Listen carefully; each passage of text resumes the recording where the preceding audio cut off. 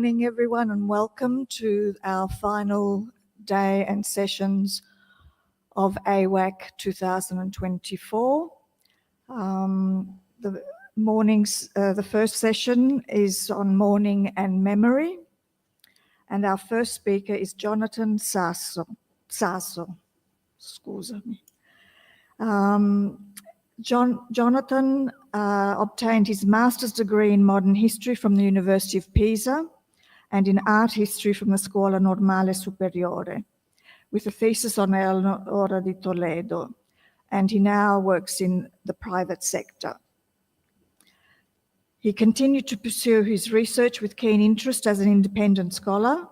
His publications in recent years, both completed and forthcoming, particularly focus on the self-fashioning of royal women between the late Middle Ages and the early modern period, such as Valentina Visconti, Duchess of Orleans, Eleonora di Toledo, Duchess of Florence, and Vittoria della Rovere, Grand Duchess of Tuscany, studying how these women staged their own conditioned values and ideas, and so affirmed their own vision of female royalty. And Jonathan this morning will be presenting us with a talk titled Staging the Royal Mourning, the Self-Fashioning of Louise of Lorraine, Dowager Queen of France. Thank you, Jonathan. Thank you, Adelina. And I join the other speakers in thanking Consuelo and Adelina for giving all of us the opportunity to be here. So, Louise of Lorraine, wife of Henri III of France, was the last consort queen of the Valois dynasty from 1575 to 1589, the year of her husband's assassination. Reserved, pious, childless, she's not among the most renowned queens of France. However, her story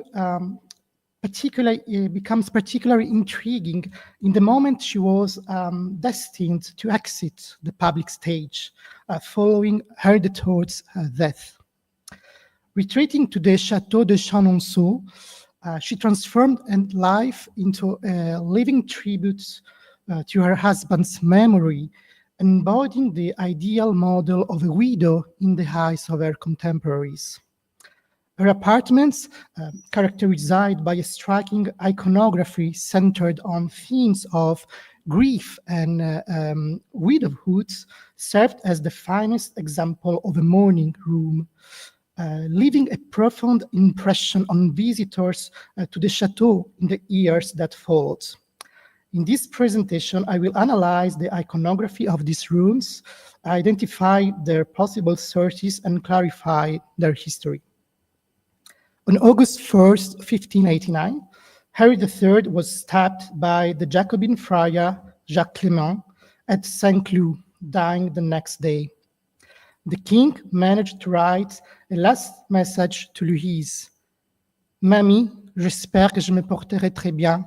Priez Dieu pour moi et ne bougez de là. My dear, I hope I will be very well. Pray God for me and do not move from there.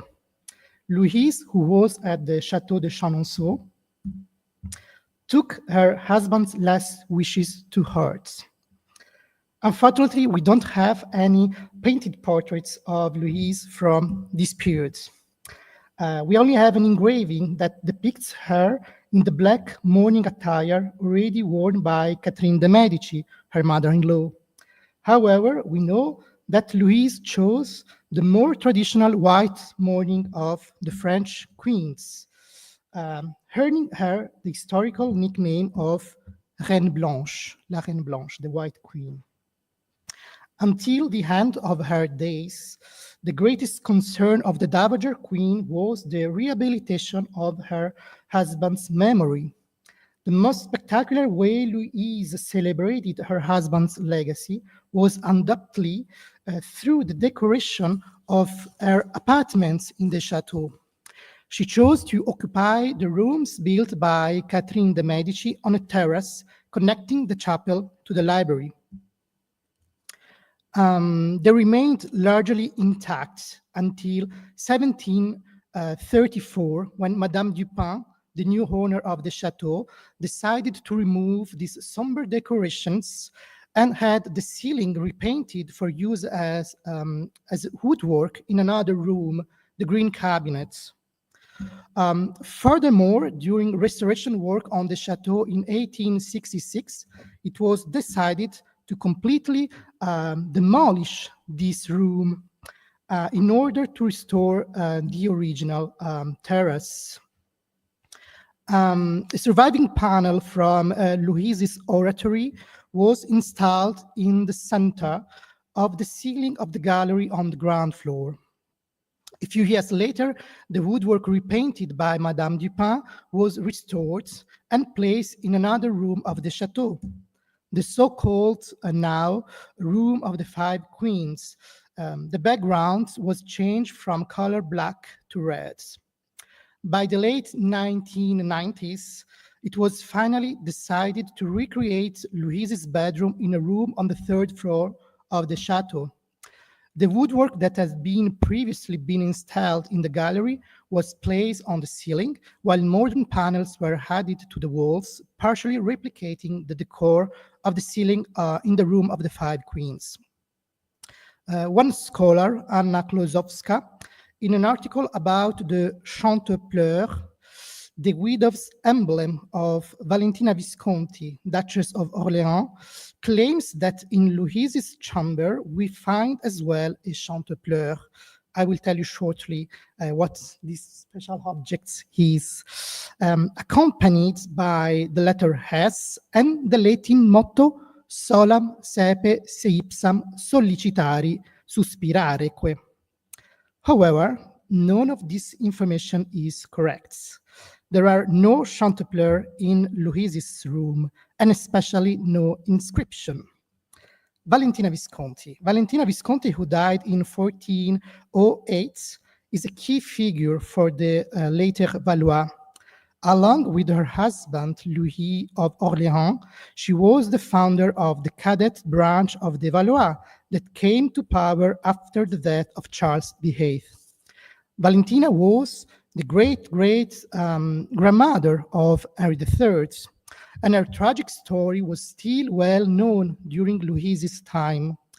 After the assassination of Louis of Orléans, she, like Louise, sought justice in vain and lived in the memory of her deceased husbands, displaying publicly her grief and dying just a year later, her husband, of a broken heart, according to her contemporaries. Claude Paradin, the author of an important collection of emblems, published an engraving in 1557 depicting Valentina's mourning emblem, which could still be seen at that time in the now lost Church of the Cordeliers in Blois. This emblem featured a chantepleur entwined with a scroll and the motto Rien ne me plus, plus ne me rien, which can be translated as nothing matters to me anymore. The chantepleur was topped with the letter S, indicating, according to Paradin, that the Duchess seule souvent se souciait et soupirait. She often lamented and sighed alone. This phrase, but translated into Latin, is the same one that Anna Klosowska claims is present in Louise's chamber. It is uncertain whether the decoration of the Church of Blois were still well preserved in Louise's time, as the Huguenots burned the church in 1568. However, a French dictionary from 1743 indicates that the Château de Châteauneuf-sur-Loire, Valentina Visconti's summer residence, chantepleurs could still be seen everywhere. It is therefore possible that Louise had seen this type of decor and drew inspiration for her own apartments.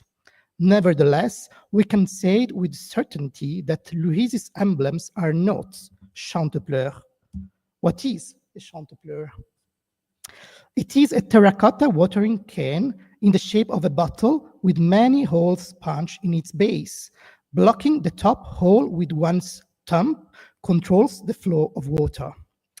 However, in the decor of Louise's chamber, we see something different, which visitors in the 17th century simply referred in French as cornets, small horns. In my view, these are inverted cornucopias, suggesting a negative connotation. No longer filled with fruits and riches, they are empty and overturned, weeping tears of sorrow. In the reconstruction of the 1990s, the cornucopias are not accompanied by an inscriptions. However, the originals did feature a motto, as noted by Abbot Casimir Chevalier, who documented the restoration undertaken on the chateau in the mid-19th century. On the frames separating the triangular compartments with the cornucopias, there are, barely visible still nowadays, some painted branches of myrtle symbolizing love, which were accompanied by the sentence Nostra sed in tumulo, which can be translated as these symbols of love belong to us even in the grave. What else we can say about the original appearance of Louise of Lorraine's apartments? Here you can see a plan of the chateau just before the restoration work of 1866. For convenience, I will use a modern plan, which I have modified based on the ancient one. Louise's apartment consists of 5 rooms. 2 of these, now lost, were located on the terrace.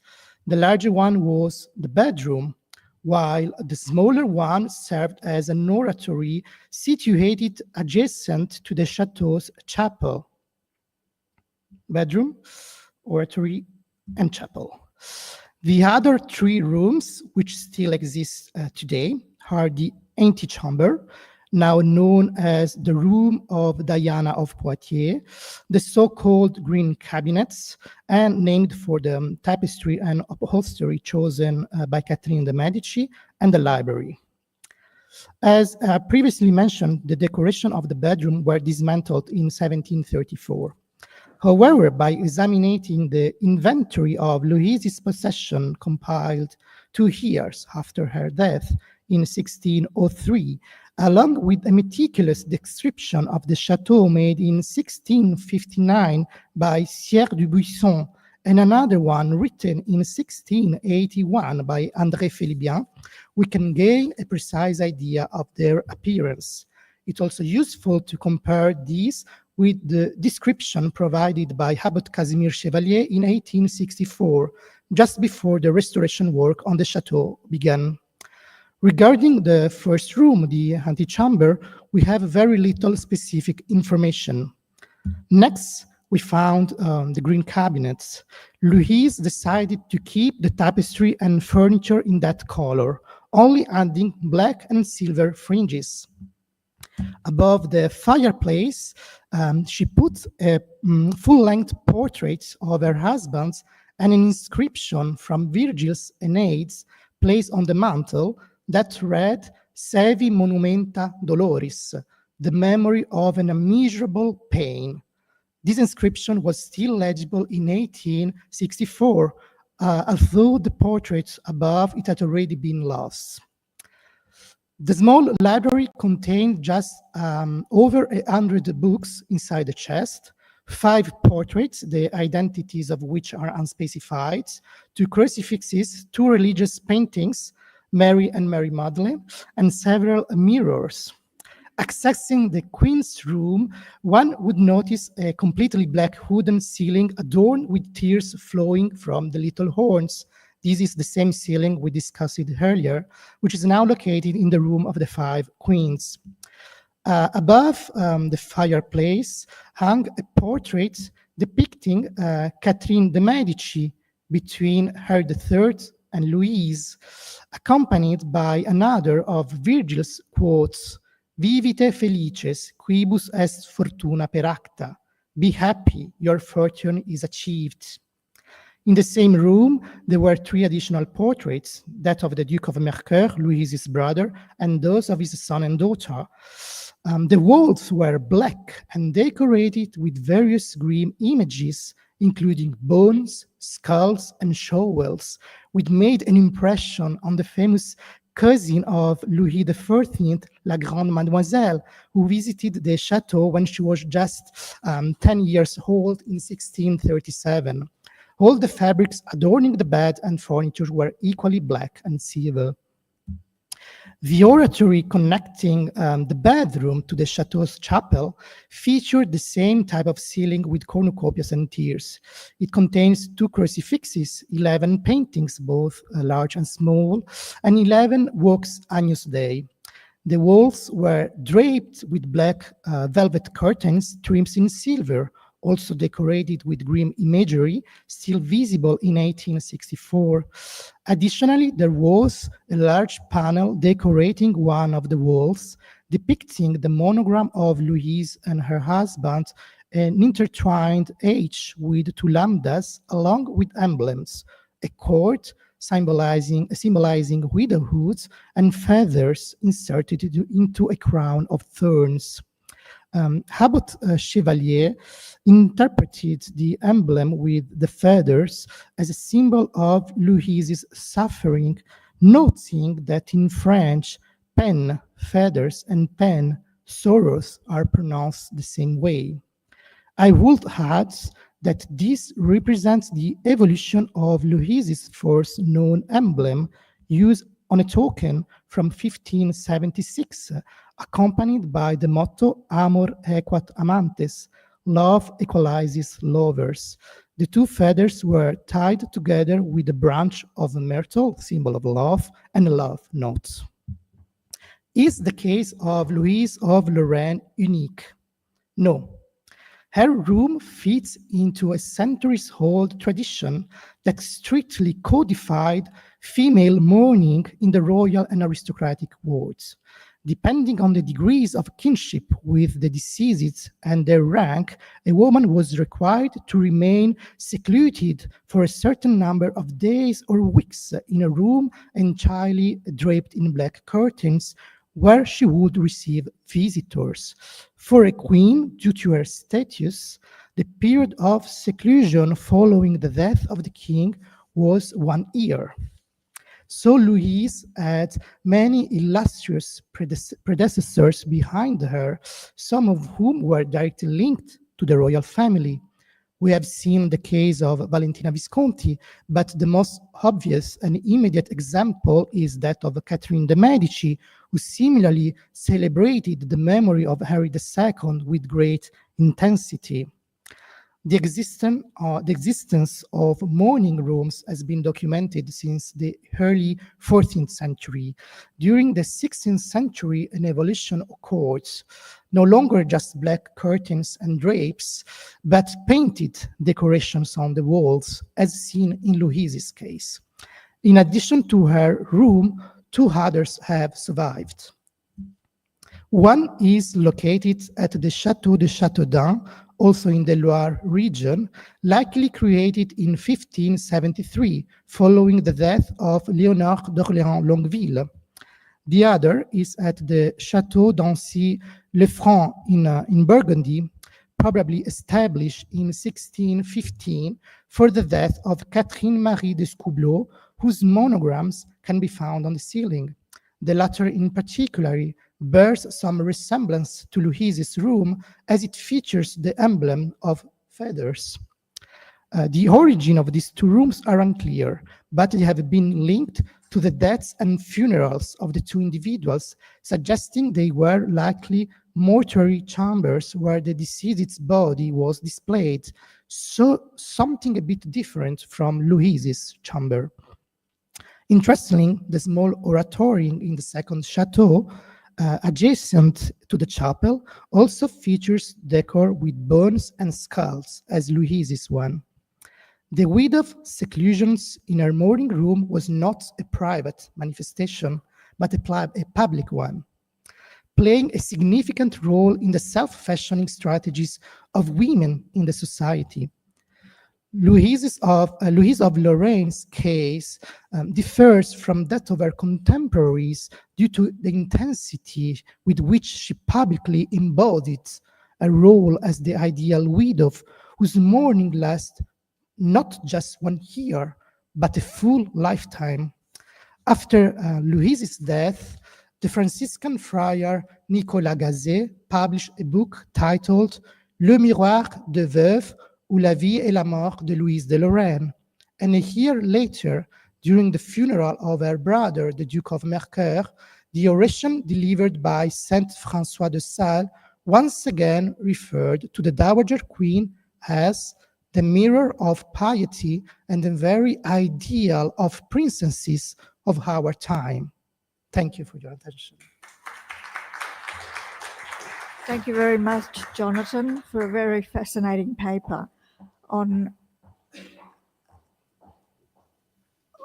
queenship and mourning. Our second speaker is Patricia Rocco, who is speaking to us from remote. Is Patricia? Am I there? Yay! Good morning. Is it morning? Okay, good morning. Yes. Everything working? Looks like it, yes. Okay, great. Yes, yes. Yay, okay. And I'll introduce Patricia. Thank you.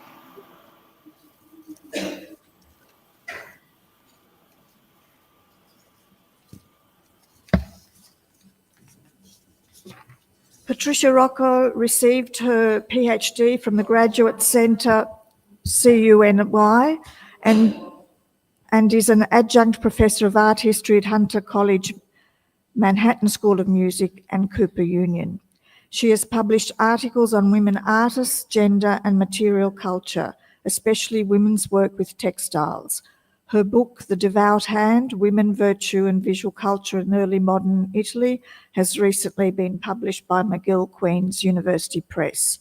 Rocco has also published 2 chapters on popular prints and games in the early modern world, Virtuous Vices, Giuseppe Maria Mitelli's Gambling Prints, and the social mapping of leisure and gender in post-Tridentine Bologna, in Playthings in Early Modernity, Party Games, Word Games, Mind Games, and also the essay, The World Upside Down, Giuseppe Maria Mitelli's Games and the Performance of Identity in the Early Modern World in Games and Game Playing in Early Modern Art and Literature. Patricia will be talking to us this morning on Women, Desire and Death, the disappearance of Beatrice Cenci. Thank you, Patricia. Thank you for that wonderful introduction. It's so great to be here. And thanks so much also to both of you, Adelina and Consuelo, for all the work you've been putting into this fantastic conference. Okay.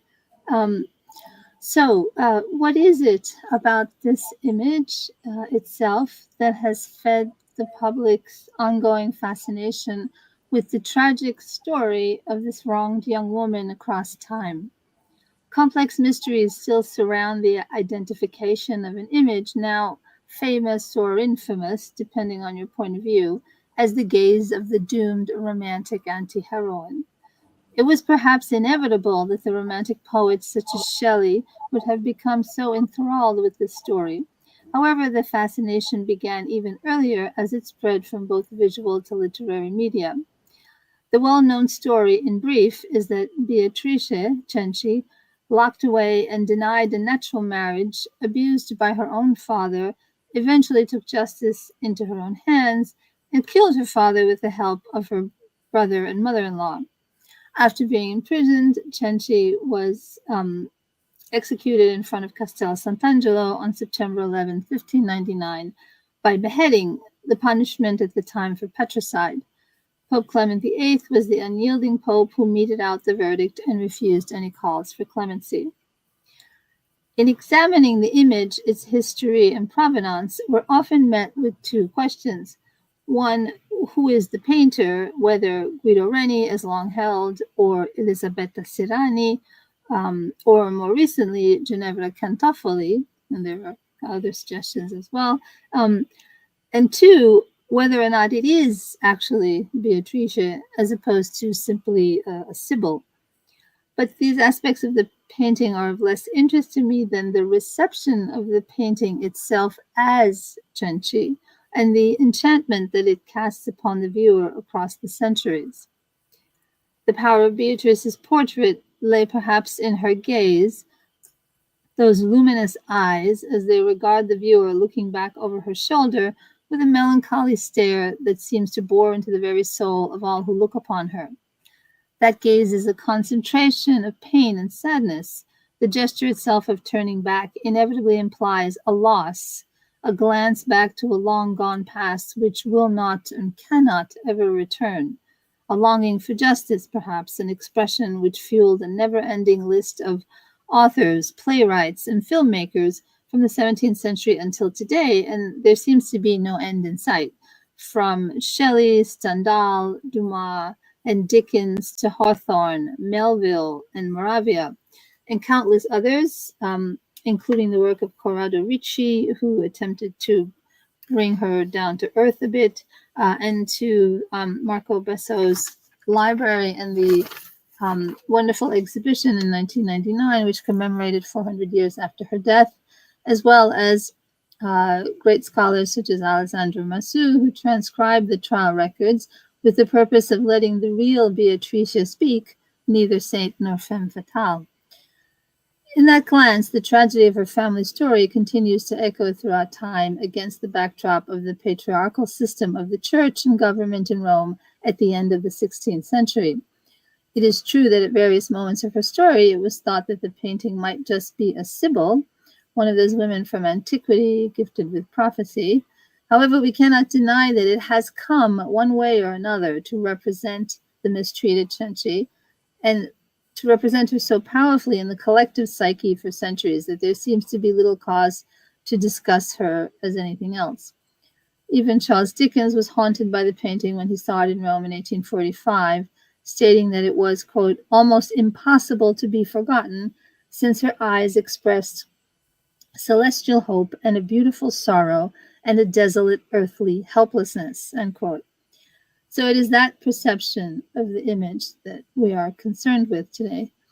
In the end, perhaps this visual memory and imprint is her final revenge. She will not go quietly into the night as her image continues to haunt us, a constant reminder of her injustice suffered at the hands of family, church, and state, an echo of any current unpunished violence and injustices done to women today.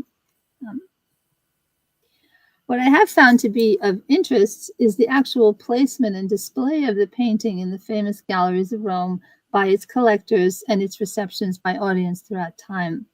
Today, the painting sits in the Barberini collection in a room with Caravaggio's violent painting of Judith and Holofernes, a bloody decapitation reminiscent of Beatrice's own, and probably inspired by such, as it is highly probable that Caravaggio witnessed Cenci's beheading. The fact that they're both in the same room now has become a constant reminder of the execution, but also a new message, one where Beatrice can be author, not victim, metaphorically transformed into Judith, a type of virtual revenge via Caravaggio's brush, Judith's blade, and her own nearby portrait. In addition to this painting, the same room holds various versions of The Fallen Woman, from Guido Reni's ultra-saintly image on the left of the Magdalene to Cagnacci's sadomasochistic erotic version, the fetishizing of a woman's vulnerability, visually linking her suffering with sexual ecstasy for a heterosexual audience. Artemisia Gentileschi's self-portrait at the easel is also in the same room, another female victim of sexual violence, completing the link between violence women and women artists in the room. However, this hanging was certainly not the original arrangement. We shall see that somehow her painting went from being part of a collection of exotic, beautiful, and mysterious, self-assured women, earthly seductresses, instead to now the biblical woman representing the patriarchal polarities of woman, virgin, or biblical revenge machine.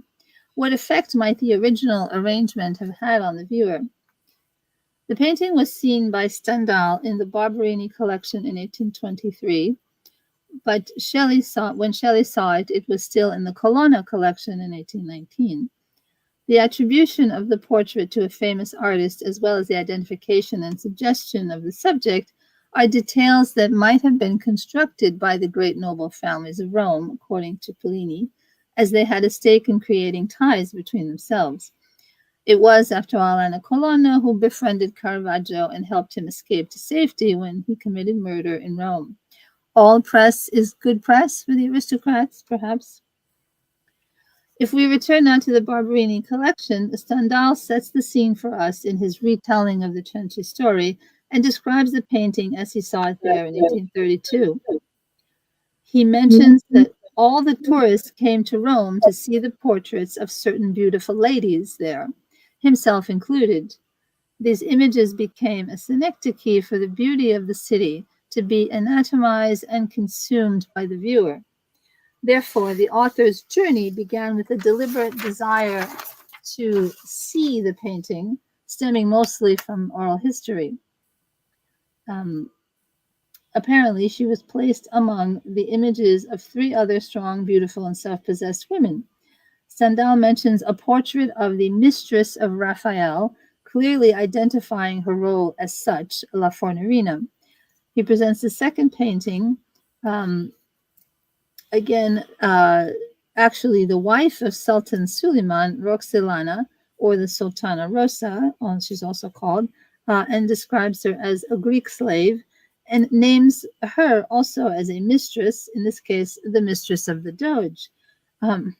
Stendhal then names the stepmother of Cenci as the third painting, Lucrezia Petroni, and then proceeds to describe the portrait of Beatrice in romantic terms.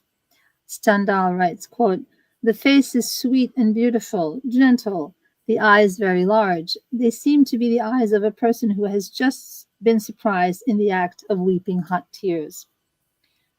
Shelley, on the other hand, tells us that a manuscript was communicated to him, a copy of the original records kept in the Cenci Palace archives, and it was the manuscript that led him to write the tale for posterity.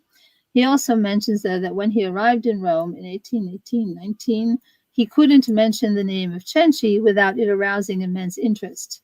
Since he had a copy of Guido's painting with him, he went to the Colonna Palace with a servant who instantly recognized the painting. The poet writes that it aroused in him a great, quote, romantic pity, end quote. He also describes it as, quote, a just representation of one of the loveliest specimens in nature. In the whole mien, there is a simplicity and dignity which united with her, because that loveliness and deep sorrow is inexpressibly pathetic, end quote.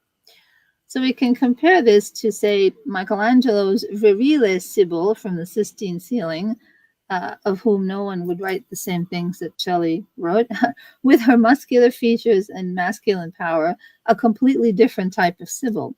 Other examples of Sibyls by Reni, closer in spirit to Beatrice, for example, contain turbans of a fabric that is clearly Middle Eastern in design, though, meant to evoke an authentic sense of ancient biblical lands. Across the Atlantic, Beatrice's melancholy gaze continued to stir emotions and inspire the sensitive soul. In 1882, the American writer Melville wrote that it was more the picture that established the legend rather than the text. Meanwhile, the 19th century certainly produced a flood of images, such as the one by Achille Leonardi here, not to mention countless engravings and prints by other artists. There is even a version of Beatrice in sculpture by an American artist, Harriet Hosmer from Philadelphia, in which she echoes some of the pathos of those other romantic figures. The story of Cenci must have captured some of the angst of the female sculptor's own repressive situation with her controlling father. Another American writer, Hawthorne, mused on this story for inspiration in a separate short fiction he wrote, The Marble Faun. However, he was unhappy in Rome, put off by the remnants of a pagan culture that he so detested, based on his strict Calvinist upbringing. It is all the more shocking, then, that he was completely taken by the image of Shenchi, for whom he felt some compassion and empathy based on the pity she provoked. To this group of artists, we could also add the British photographer Julia Margaret Cameron and her photo, posed, of course, of a contemplative, highly suggestive, and melancholy headshot of Beatrice in black and white. At this point, then, the image brings forth a discussion of the idea of memory and disappearance, as we are nothing more than simply organic forms or inanimate objects without it. Alexandre Dumas mentioned that both Cenci and her stepmother wanted to be interred in particular churches. Cenci had requested to be interred in the church of San Pietro in Montorio, at a site under the altar where Raphael's Transfiguration hung. And yet there isn't a stitch of commemorative writing in evidence there where she was buried. Instead, buried there is an unbroken chain of abuse attached to the story.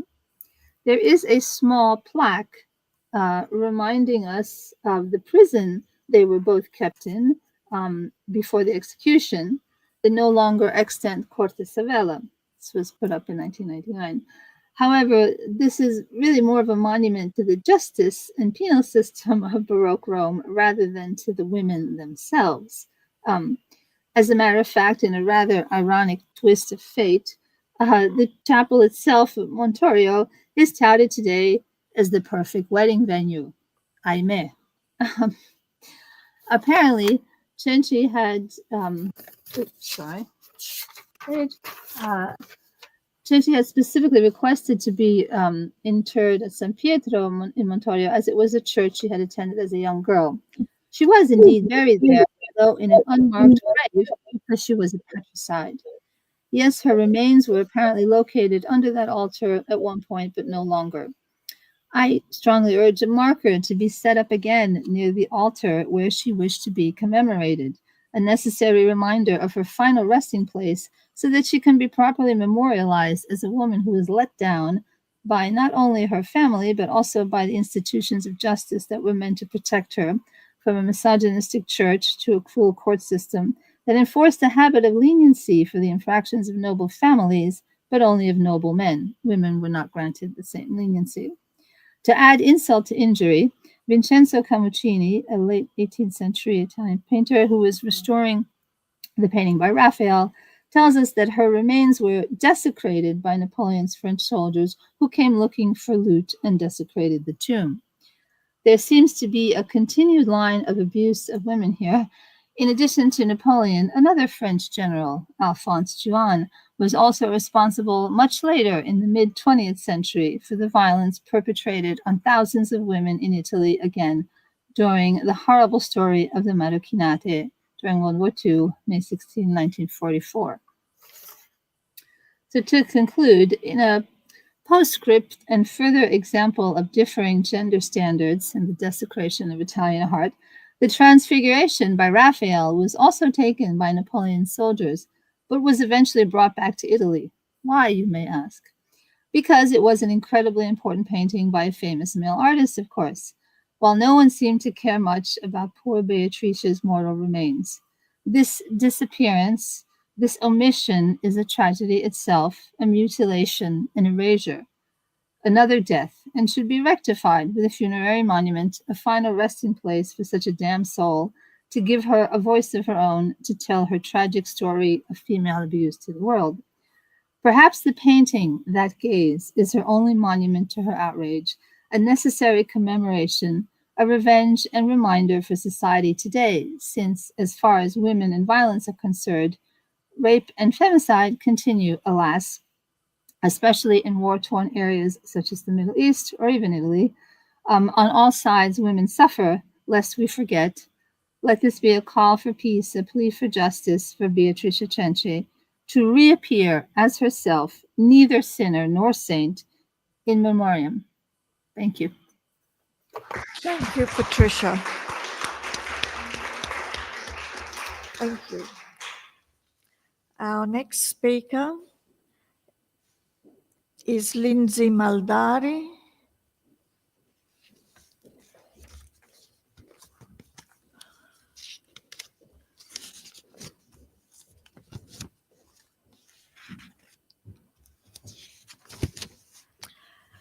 Lindsay completed her bachelor's degree in art history and political science in 2019 at Elon University, North Carolina.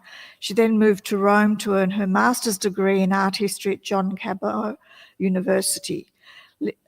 Lindsay graduated in 2022 upon the completion of a master's thesis on grassroots commemoration of the Fosse Andreattine massacre.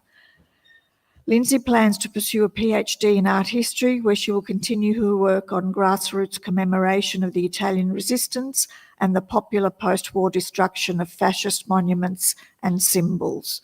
She currently remains based in Rome and now works as a program coordinator with the Borromini Institute, where she coordinates academic curricula for American universities and delivers guest lectures to visiting students. And she's also recently taken on the role of proofreader and editor for the Italian Studies academic journal Annali d'Italianistica. Welcome, Lindsay, who will be speaking on agency in mourning, the role of women as stewards of memory in post-war commemoration of the Fosse Andreattine massacre. Thank you.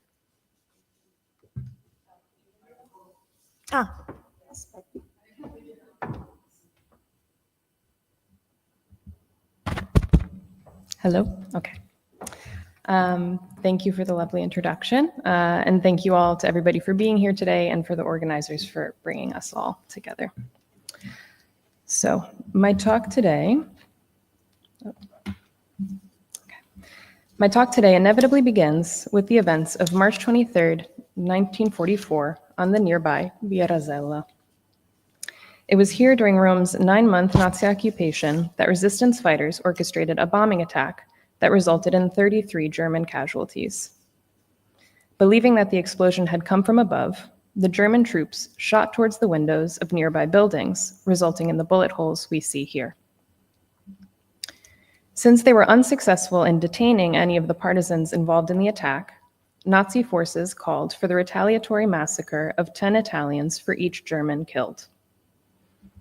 Less than 24 hours later, SS troops had executed 335 men, mainly partisans and Jews, in a set of abandoned caves now infamously known as the Fosse Ardeatine. The Mausoleo delle Fosse Ardeatine was later inaugurated at the victims' execution site in 1949. Designed according to Italy's first national architectural competition, the mausoleum is an exceedingly rare example of a state-commissioned resistance monument from the immediate post-war period. The complex primarily consists of an external mausoleum where the 335 victims' tombs are housed, which we see the interior of here, and which we now see here on the left from its exterior, as well as the empty caves where the execution occurred, which are here on the right. Since the victims came from a range of social, political, and religious backgrounds, they were soon made to symbolically represent the Italian nation as a whole, meaning that the mausoleum took on an immediate national significance. But the 335 men who lost their lives are not the only victims of this mass tragedy. A collective of hundreds of grieving mothers and widows had suddenly formed overnight as a result of the massacre as well. And as we will see today, many quickly turned to commemorative activism as a channel for their immense grief and rage.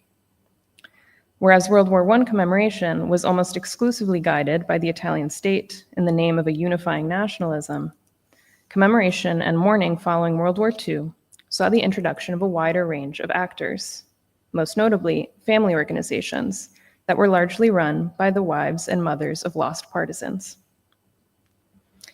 In the case of the Fosse Ardeatine, the Associazione Nazionale fra le Famiglie Italiane dei Martiri Trucidati dai Nazifascisti, better known as ANFIM, was formed. Though initially chaired exclusively by men, oral history accounts collected by Alessandro Portelli in the 1990s, to which today's presentation is deeply indebted, point to the fact that ANFIM was foremost a community of women collectively navigating their personal grief. ANFIM's primary goal in the months and years after the massacre was to commemorate those lost and make visible the tragic events that occurred as a simultaneously moral and political act. As early as the first official meeting of Rome's post-occupation provisional government in July 1944, the cabinet swore their, quote, solemn commitment to erect on the site of the German crime a monument that as a new altare della patria will commemorate for centuries the war of Italy's second Risorgimento, end quote. In response, ANFIM insisted that the monument be commissioned according to an open call or bando di concorso, the first in post-liberation Italy. This commission format alone has played a crucial role in the monument's reception over time. Thanks to the open call, nearly every applicant to the bando was an early career architect with no prior affiliations to fascist commissions. Therefore, not only the formal characteristics of the monument, but also the ideological affiliations of its makers, was intended as a deliberate and purifying rupture from the 20 preceding years of fascist architectural hegemony. Yet, though the importance, necessity, and canonicity of the mausoleo is indisputable, the goal of the present study is instead to recognize the individual memories and resistance narratives that cannot fit within a univocal monument to a mass tragedy. This paper contends that the long-standing critical acclaim of the mausoleo as an exemplary work of Italian post-war architecture has obfuscated the protracted dissent from victim families throughout the monument's conception, design, and construction. Rather than being an undisputed site for collective memory as the Italian state envisioned, the mausoleo became, as Alessandro Portelli describes, quote, a contested space, a monument for the public cult of martyrs and heroes, and a graveyard for personal and family mourning, end quote. To correct this elision in the historical record, this paper will detail how the Fosse Ardeatine victims, mothers, and widows explicitly made demands and at times outright rejected the wishes of the Italian state as to how the massacre would be monumentally commemorated. This reconstruction will illustrate the all too often undervalued role of women as stewards of memory and their fundamental role in crafting a history of the Italian resistance out of what was then still a lived trauma. And by mutually considering the grassroots memorials these women had independently created at the massacre site, we are reminded of their self-determination and remembering those lost not only as martyrs, but more importantly as individuals. Prior to the construction of the mausoleo, the Fosse Ardeatine caves quickly became a massive pilgrimage site, with reports estimating approximately 7,000 visitors each Sunday. Carla Gabrielli, whose parents were close friends of several victims, references how once the massacre site was known, quote, I think the next day or a few days later, they formed a sort of procession of women. They went, this small band of women, again, there to see, end quote. These women wanted to witness the site and scene of such an immense crime and tragedy. Let us not forget that the Nazi soldiers attempted to detonate and conceal the execution site, the immense fissures from which were left intact by the monument's architects as a reminder of this cowardice. Viewing as such became an ethical act.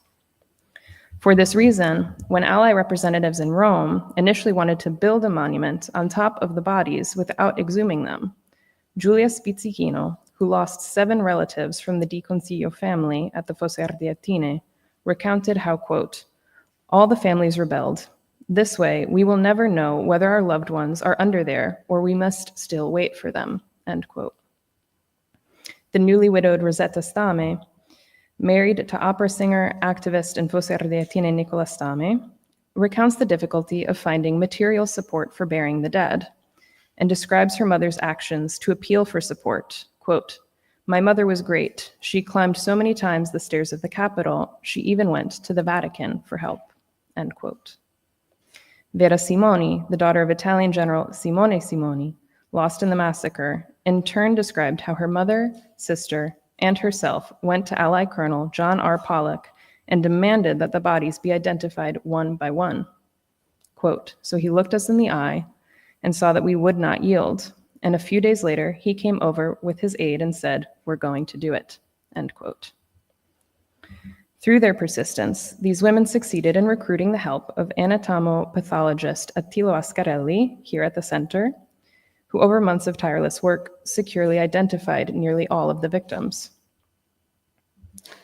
Another demand made by the victims' families was to do with the Monument Commission's proposal to bury the victims elsewhere, with suggestions ranging from the nearby Christian catacomb complex of San Callisto or Rome's Verano Cemetery.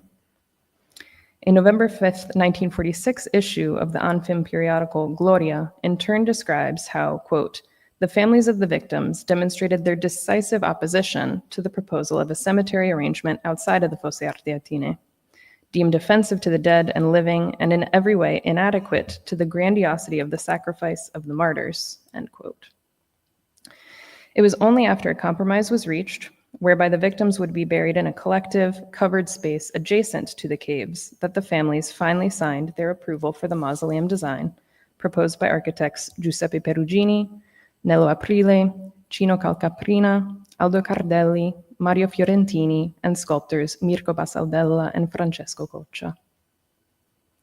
This explicit attachment to the caves themselves can only be fully understood by evaluating the makeshift shrines created by victim families in the immediate months after the massacre. These shrines are fortunately visible today thanks to a panning shot from the 1945 partisan film about the resistance, Giorni di Gloria, as well as photographs from Luce Cinecittà's historical archive. Met first by an array of commemorative wreaths seen here on the right, visitors entering the caves would then be met with walls teeming with an array of photographs and personal effects placed by victim relatives. They were mainly composed of photographs of the victims and studio or military portraits, identification cards, and family photographs that were simply tacked to the cave walls. Nearly every photograph was accompanied by a written dedication and other memorabilia, such as religious icons, political party ribbons, and newspaper clippings. For approximately 3 years, these makeshift shrines were a defining characteristic of the early experience of the site. Several accounts collected by Portelli further document the experience of the shrines. For instance, Claudio Fanno, a son of one of the victims, recounts how, quote, all brought photographs, then they wrote the coffin's number on them. Back then, a photograph was still something rather special, end quote. The visual impact of these shrines powerfully reflects the sheer diversity of lives lost. Countless private memorials have here been relegated to a single collective space, but not at a sacrifice to the victims' individual identities. And particularly with the Fosse Ardeatine being actively framed as a national symbol, these memorials were a means for families to reassert their own agency in mourning their loved ones as individuals, rather than commemorating them as sacrificial martyrs. Whereas the state's official monument sought to reframe the tragic events as the sacrificial founding of the new republic, the spontaneous shrines were an ephemeral and deeply personal means of navigating a collective trauma and creating a unique space of communion between fellow mourners and those who had been lost. These grassroots memorials articulated aspects of a local, individual, and ideological memory of the Roman resistance that had become otherwise suppressed within the mausoleum's unified framework. And thinking back on them today can help us to remember the turbulent emotional and political context in which historical memory of the resistance was first constructed. Another concerted and early attempt to construct a historical memory of the Italian resistance is also the Giorni di Gloria film itself. Interestingly enough, within the film, both the images of female mourners at the massacre site paired with the moving shrines they created were instrumentalized to communicate the full weight of the loss caused by the massacre. The explicitly gendered dynamics of mourning illustrated within and perpetuated by the film are reflected in the women's traditional black dress, depictions of their continued and dutiful motherhood, scenes of turbulent mourning at the site of their loved ones' remains, and recurrent images of their downcast gazes. And yet Giorni di Gloria also illustrates how these women were able to simultaneously remain within the prescribed and acceptable limits of the societal role of the grieving woman, while also pushing past these boundaries and transgressing into outright politicized rage. For instance, these scenes of women mourning at the caves were directly preceded by a partly censored depiction of the popular lynching of the former director of Regina Coeli Prison, Donato Carretta. Carretta was chased out of court, according to several accounts by widows and relatives of the victims, before being beaten along the banks of the Tiber River and hung outside of the prison he once directed. By reproducing these turbulent events just prior to the painful grieving at the massacre site, the image of female mourners was explicitly linked to the capacity for collective grief to transform into political rage and summary justice. The political and personal are here fundamentally linked. Ultimately, just as the resistance was a people-led movement, so too was its historical commemoration. Through this mutual investigation of the official monument and grassroots memorials to the massacre, I hope to have illustrated the competing needs of institutional commemoration advocated by the state and familial mourning spearheaded by women. In their newfound role as stewards of memory, women were essential to the earliest constructions of a historical account of the Italian resistance. And ironically enough, traditionally gendered dynamics of grief and the societally accepted role of women in mourning is precisely what enabled these widows and mothers to exercise greater political agency in the realm of public commemoration.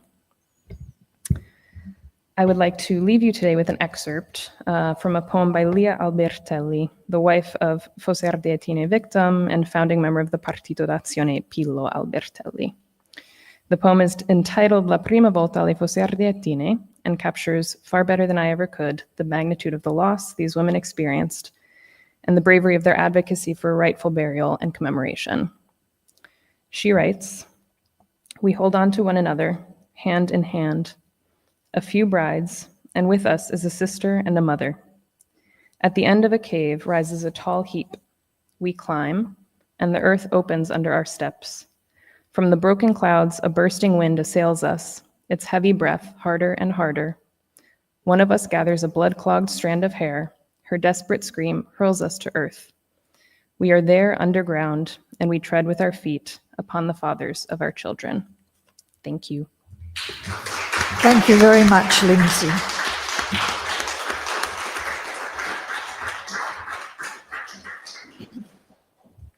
I'd like to open the floor to questions or comments, if there are any. For Elizabeth? Aviva. For Patricia, I have a question for Patricia, comment for Patricia. Is Patricia still here? Yep. Hi there. Hello, Patricia. Yeah, thank you for your paper. It's very interesting. Might I ask you if you're actually writing about this portrait? I don't see it as a portrait, actually. Rather of a kind of image of a presence, and that what we're looking at is actually an image of a ghost.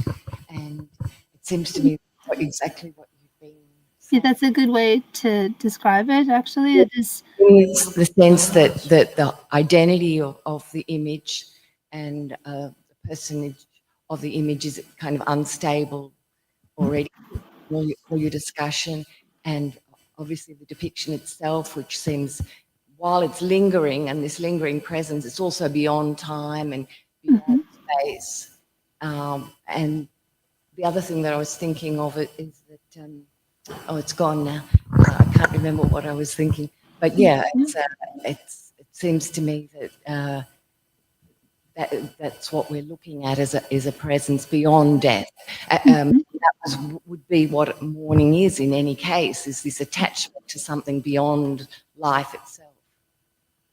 Yes, indeed. That's really the way I'm looking at it at different levels. I mean, on the one hand, of course, I do also want some kind of remembrance for the person who has been erased, but at the same time, this portrait is not necessarily, of course, not necessarily a portrait of her, but because it has come to symbolize her, we continue to speak of it and we return to it as a way of also keeping her story alive And it just, never ceases to amaze me how long this goes on. There are still current theatrical productions and films and things being done about the subject of the subject that this painting is supposed to represent. And again, as I said, I cannot in any way confirm that this would be her, but in a way that's almost the beauty of it, is that it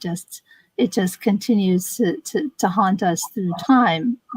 That's maybe her comment. Somehow through this painting, she lives on, right? Other questions?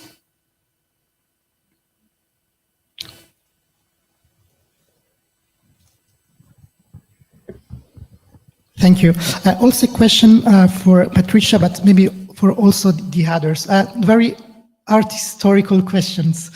I was wondering how many other paintings of a girl depicted like that? So from the shoulders, turning her head, watching the public with the open mouth. Do you know? If I think the only other one I know is Vermeer, the girl with the pearl herring. And something interesting, and maybe most of you know, there is one painting of Vermeer that is the Saint Praxedis that is in Tokyo.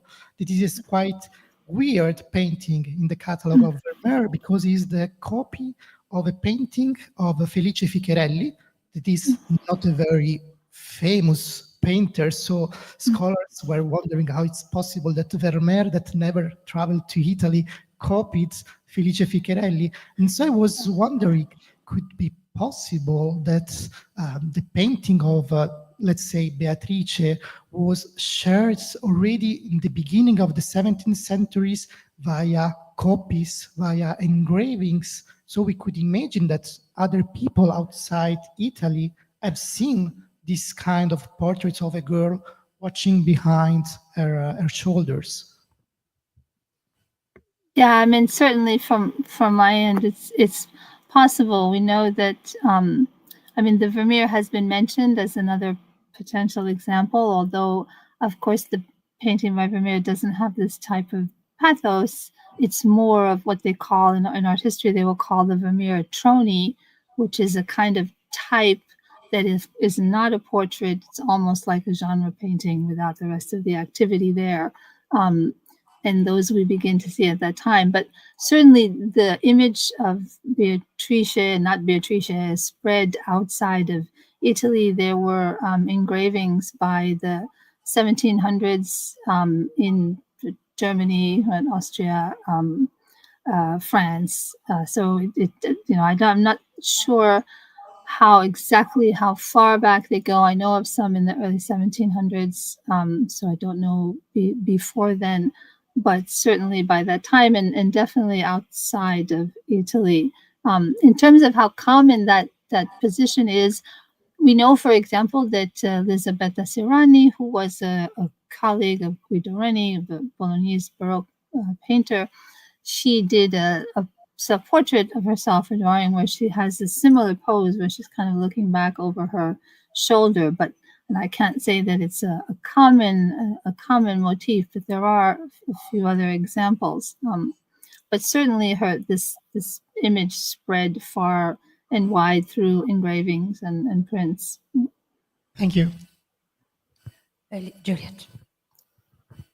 So I've got a question for Patricia and also for Lindsay. First, Patricia, just to continue this sort of tantalizing theme, which I think possibly was underpinning Jonathan's observation. How far is Beatrice's story and image entangled with a kind of voyeuristic construction of that memory? And I'm thinking, that Shelley's Cenci was revived and staged in the 1890s as one of the symbolist theatres for decadents and symbolists. But the overall interest in that was perhaps the themes, indeed, of violence and voyeurism, rather than the pathos of the individual story. Not quite as familiar with the later 19th century versions.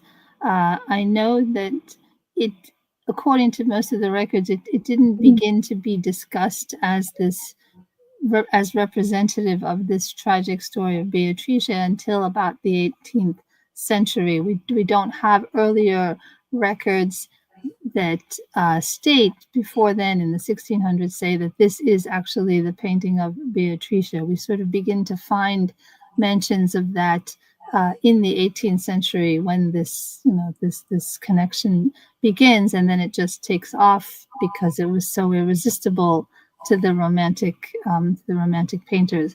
I mean, I actually came to it as part of a larger project that had to do with the concept of I was titling it Death and the Maidens, because there seemed to be also another missing monument, in this case of a woman artist, that no one has tracked down yet or no one has cared to find.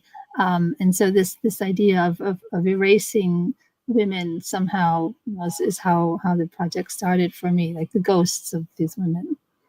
I think that would be really fascinating to develop that that entanglement with the death and the maiden iconography, because there's also a complexity there with the maiden being somehow implicated in her downfall in the death of the maiden iconography, which makes again that problem about the institutional and the family and the erasure a really complex nexus around that. Thanks, it was such a great paper. Oh, thank you. Thanks for the questions. Yes. I have a question for Lindsay, if I may.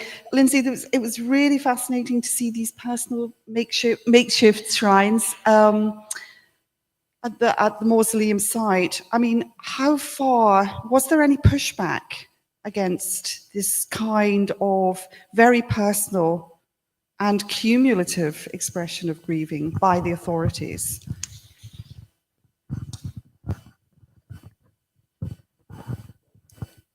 Yeah, thank you for that question, because if I had more time today, I would have loved to go more into that aspect of things.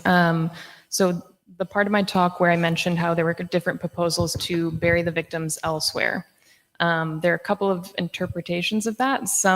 The state's reasoning for that was the sort of infrastructural instability of the caves, but there are also letters that reflect that actually there was a really deep concern about, as I said, 7,000 mourners every single Sunday. That is a lot of people to be visiting this site, and people that were deeply enraged by what had happened. And so there was a very strong concern, actually, that kind of continual gathering of people would then result in some sort of foment or protest, which it actually did on several occasions.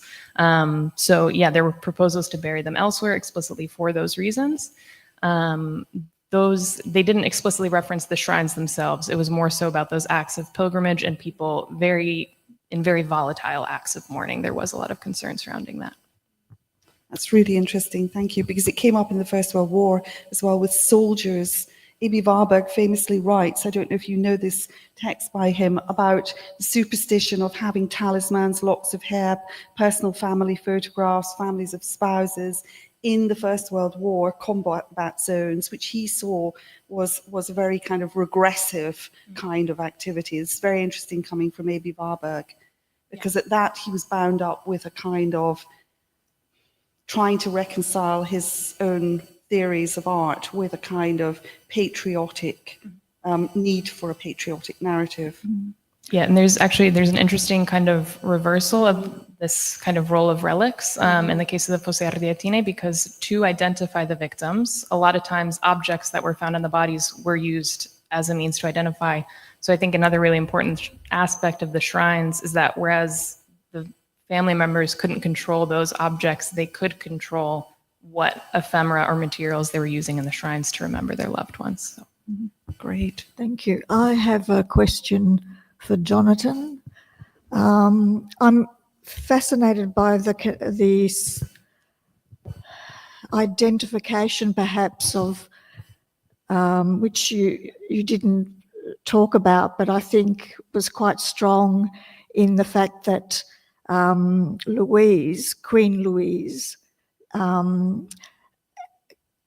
seems to be a new queen ancient Queen Artemisia, a personification of Artemisia, who builds a mausoleum Yes. in honor of her dead husband, Mausolus. Did Louise use Artemisia in her iconographic program of the mausoleum space in the chateau, or in other artwork? Is a very good question indeed, because for the other side, Catherine de' Medici commended a tapestry that was never realized about the topic of Queen Artemisia, and later the tapestry has been realized by Maria de' Medici for the death of Henry IV. So indeed, it's something very interesting. For what I've seen till now, I never found something about Louise and Artemisia. Something interesting is that Louise had one main problem. Henry III was unburied till 1610. And the reason was that Henry III has been excommunicated by the Pope. So she spent all her life to ask the rehabilitation of her husband to the Pope, and finally she died 9 years before her husband was buried in Saint-Denis. So maybe we could imagine that if she could have her husband buried, she also could have something like the mausoleum. And because also, that is also interesting, the mausoleum of the Valois, it was a round chapel built by Catherine de' Medici close to Saint-Denis, was never finished. And after the Bourbons destroyed the mausoleum of the Valois, where actually Henry III has been put in 1630. So there is really this topic of she wanted to celebrate the memory of her husband, but she couldn't. Yeah, she needed to do in a private space that in a way was also visible, because people who visited her see that small mausoleum. Yeah. Welcome.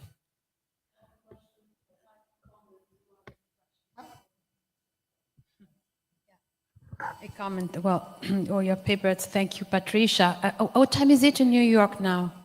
It's 10 to 5 a.m. So, thank you for attending. That's fine. It was great. Thank you. I had lots of coffee, so.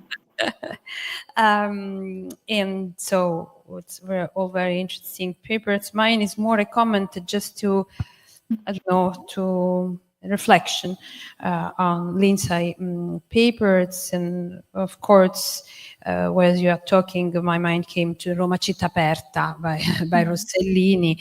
And that I was just browsing a little bit to refresh my memory. That was shot in 1944, just right after the massacre of Via Rasella event.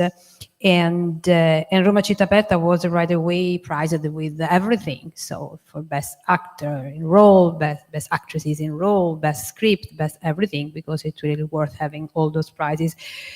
And the Rossellini's vision was that of, even though I love him, but it was a very patriarchal setting of the whole movie, where Anna Magnani was playing the role of the woman who, in a way, kind of caused all the things that happened the way after.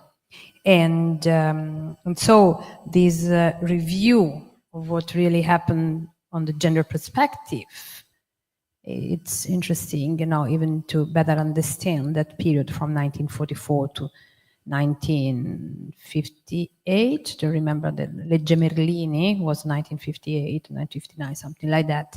And yeah, it was just, a reflection. But yes, thank you for also touching, of course, paper.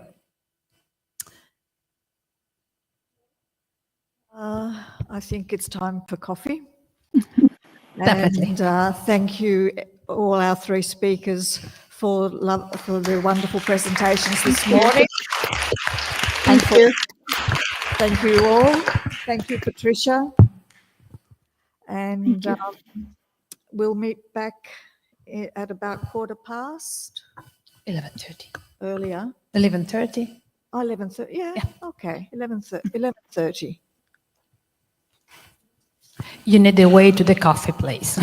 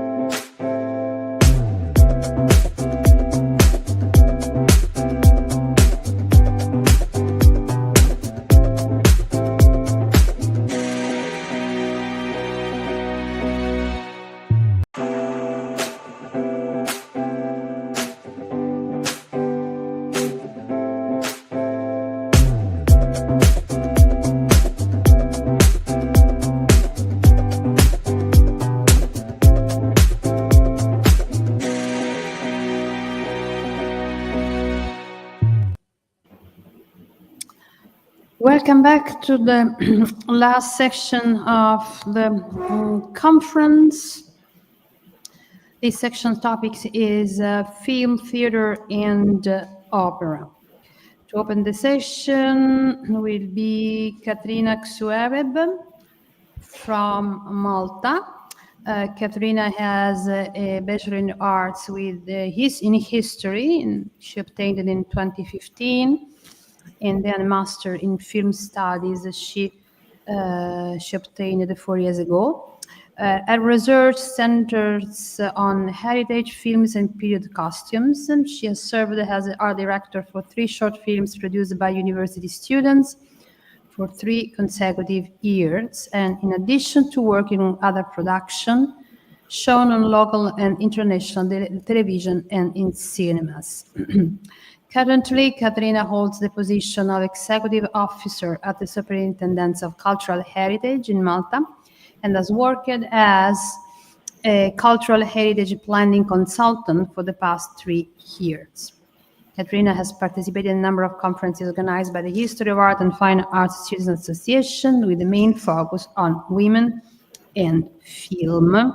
Katrina talks his Social Corsets, Motive of Confinement in Victorian Cinema. Welcome, Katrina. Good morning, and thank you for having me. In the mid to late 19th century, women's fashion was predominantly defined by an hourglass silhouette, characterized by a small waist achieved to corsets. The corset was initially designed to support and shape the body while allowing for comfortable breathing. These undergarments were commonly worn by women of all ages and sizes, reaching the peak of their popularity during the Victorian era. In art and literature, corsets symbolize the feelings of confinement and oppression that many women experienced within the social and cultural context of Europe during this time. This paper examines the representation of female subjectivity and societal restrictions in modern film adaptations set in the Victorian era. By analyzing the use of corsets, particularly the motifs of tight lacing and birdcage imagery, the study aims to highlight how these elements reflect and critique the oppression faced by women in Victorian society. Tight lacing is progressively lacing a corset tighter to enhance appearance and posture or to experience a sense of bodily restriction. This trend originated in Victorian Europe and sparked essential discussions about fashion and health by dress reformers and medical professionals. Helen Roberts argues that tight corsetry is crucial in enforcing social control over women in Victorian society because of its restrictive nature. She suggests that corsets and tight lacing compel women to conform to standards set by men, presenting them as fragile and passive.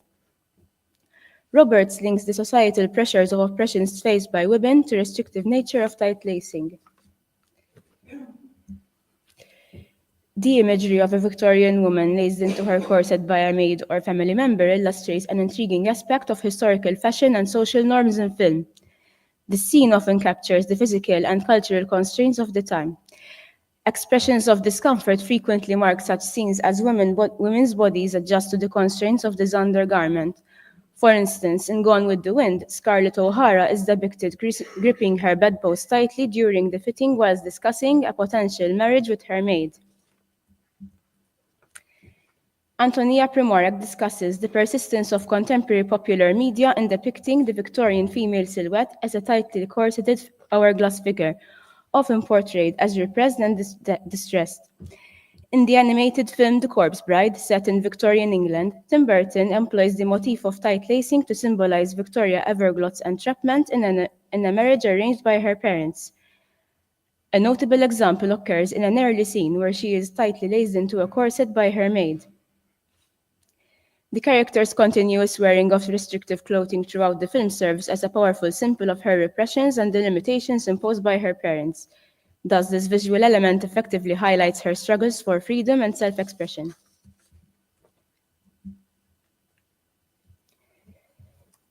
The scene is echoed in the pilot episode of The Alienist.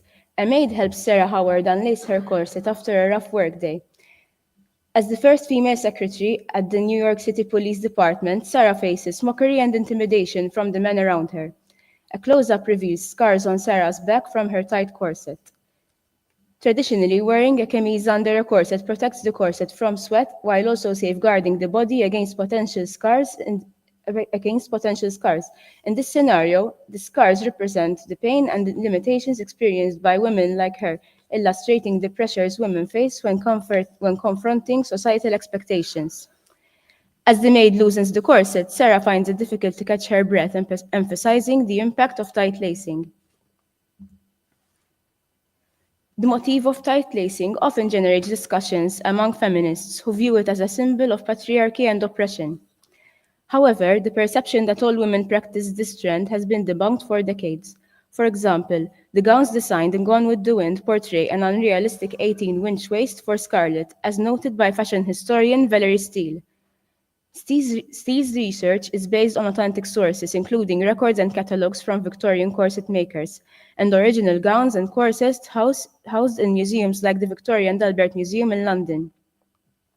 She emphasizes that the importance of recognizing the distinction between the ordinary corset worn by women in the Victorian era and the rare practice of tight lacing. While women did wear Victorian corsets, they typically did not aim for the extreme goal of achieving 18-inch waists.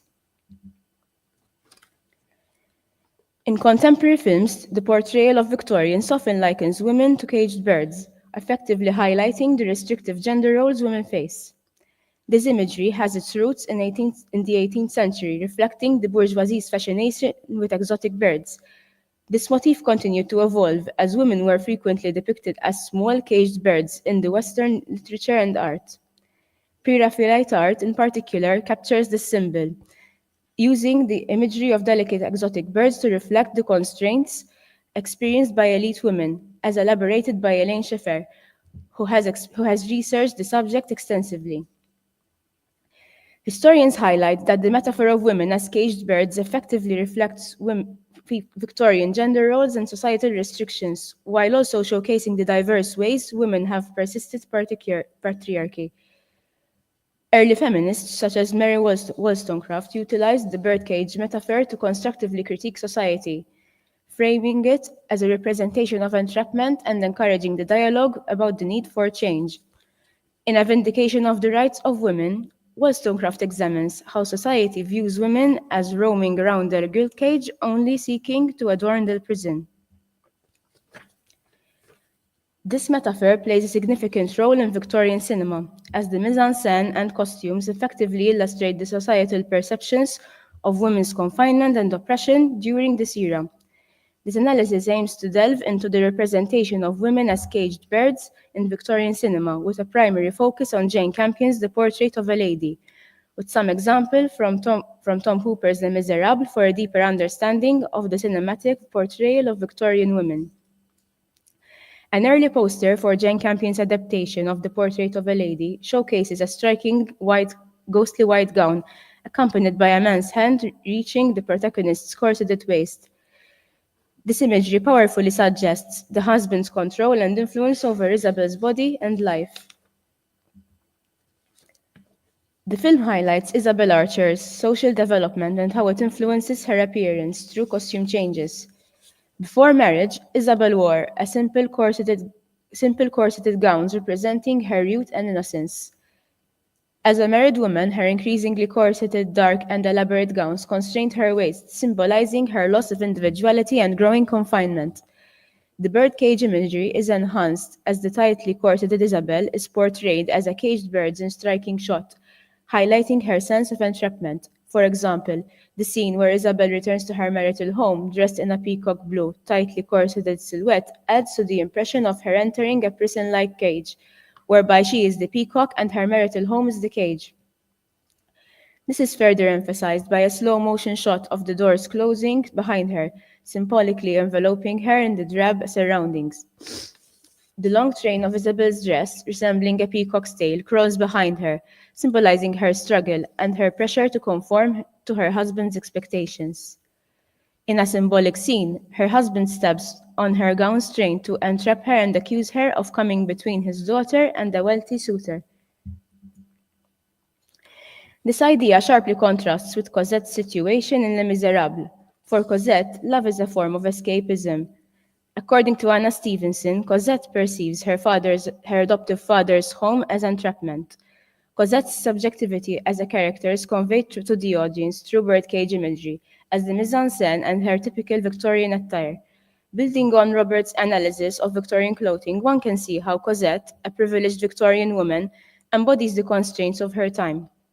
Clad in a corset and crinoline, she is effectively transformed into a caged bird surrounded by hoops and steel, illustrating the limitations placed on women through fashion and in the Victorian period. Like Campion's character Isabel, Cosette's femininity and elite background contribute to her dependence on and confinement, much like a bird in a cage. In her adaptation of the Portrait of a Lady, Campion reimagines Isabel as a woman who, while initially passive and confined by societal expectations for matrimony, seeks to foster her individuality by escaping marital control. By choosing to leave her marriage, Isabel would shed her restrictive clothing, symbolically liberating her from the constraints of her marriage. Although Isabel has the opportunity to make her own choices, the tight corset around her waist symbolizes the ongoing constraints placed on her as a woman. This imagery reflects that as a woman, she may still be confined regardless of her choices. In this final scene, Isabel, embodying a bird-like figure, returns to her marital home, her cage. She fulfills her responsibilities and honors her promise to her stepdaughter, highlighting the complex interplay between personal desires and societal obligations placed on women. The portrayal of corseted woman's hourglass silhouette is a typical representation of the Victorian female. This image is often linked to the concept of a confined woman. Interestingly, while historical evidence presented by Steele challenges this stereotype, many filmmakers use the Victorian corset as a motif to explore the theme of women's restrictions in the past. Nevertheless, certain films based in the Victorian era challenge the conventional use of corsetry. For example, Greta Gerwig's portrayal of Jo March in Little Women features her wearing a menswear-inspired wardrobe, including vests, neck scarves, and red and indigo blazers, reflecting the character's fire and passion. Jo's costumes contrast sharply with her sister, Meg, who embodies the traditional Victorian woman. This is evident in Meg's clothing, marked by her corset and crinoline, and her role as a domesticated woman of that era. In contrast, Jo, without a corset, is seen as an empowered figure with a strong will and determination that ultimately leads her to become a successful writer and marry someone she deeply loves. In conclusion, this paper highlights that Victorian cinema often depicts women as constrained in pursuing independent self-definition within a patriarchal society. Filmmakers frequently use costumes to convey the experience of oppression faced by women. Thus, the motifs of tight lacing and birdcage imagery served as significant metaphors, effectively highlighting the constraints, oppression, and domestication that characterize women's lives in the Victorian era. By recognizing these representations, the audience gains insight into the historical context of women's experiences, contributing to a broader understanding of costume and gender dynamics in film. And this is also a list of bibliography and filmography. Thank you. Thank you.